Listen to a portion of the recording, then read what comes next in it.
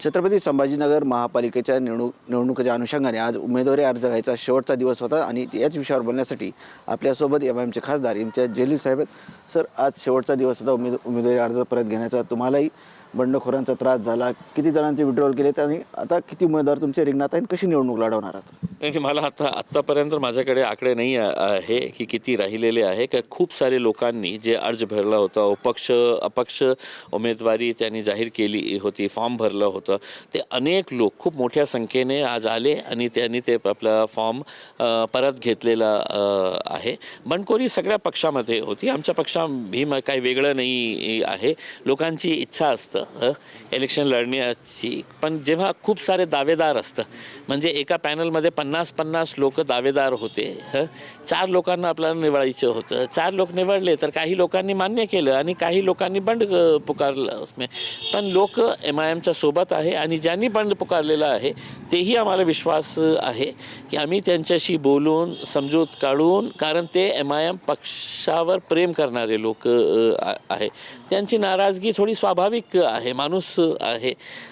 तेही थोडासा हे डस्ट सेटल झाल्यानंतर आम्ही त्यांच्याशीही बोलून आणि त्यांना समजूत काढून तेही आमच्यासोबत येणार. यावेळेस तुम्ही बऱ्याच जणांना नव्यांना संधी दिलेली आहे, त्यामुळे जुने बरेच नाराज आहेत. काय आहे की फ्युचर लीडर्स आम्हाला तयार करायचं आहे. याचा अर्थ हे नाही आहे की ज्यांचं तिकीट आम्ही कापलेलं आहे, जे कॉर्पोरेटर्स आहे, जे जुने लोक आहे, ते चांगले नाही होते करके. त्यांनी खूप चांगलं काम केलेलं आहे, पण एक नवीन टीम तयार करण्यासाठी अवैसी साहेबांनी सांगितलं होतं आम्हाला.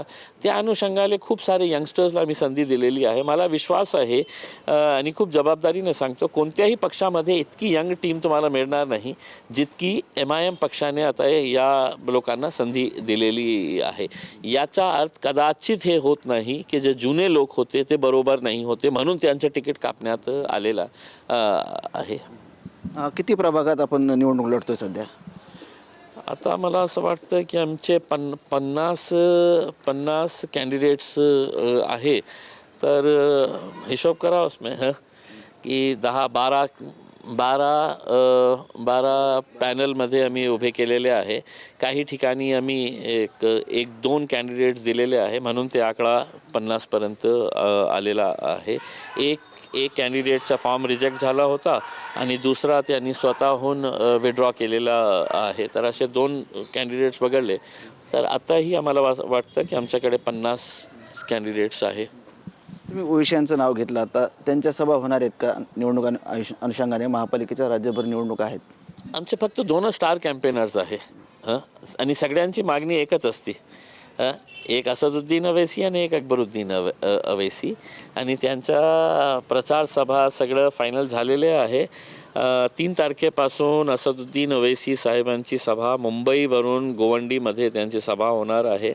त्याच्यानंतर अमरावती, अकोला, नांदेड, सोलापूर, औरंगाबाद, मालेगाव, धुळे असं अनेक ठिकाणी आणि दुसऱ्याही महानगरपालिकेमध्ये त्यांची सभा होणार आहे.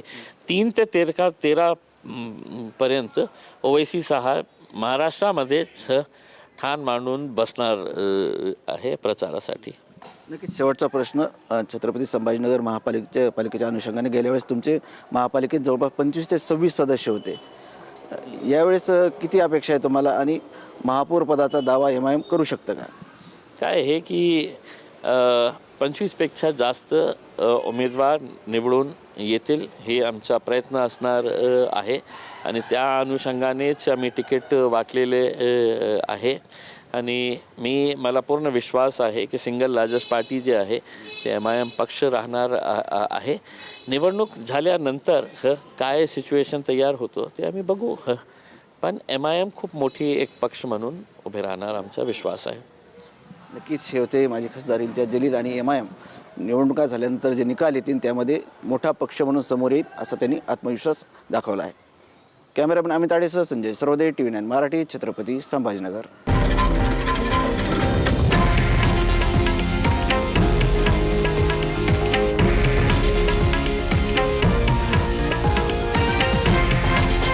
हे आहे देशातील नंबर 1 न्यूज नेटवर्क आणि आपण पाहत आहात TV9 मराठी, एकमेव.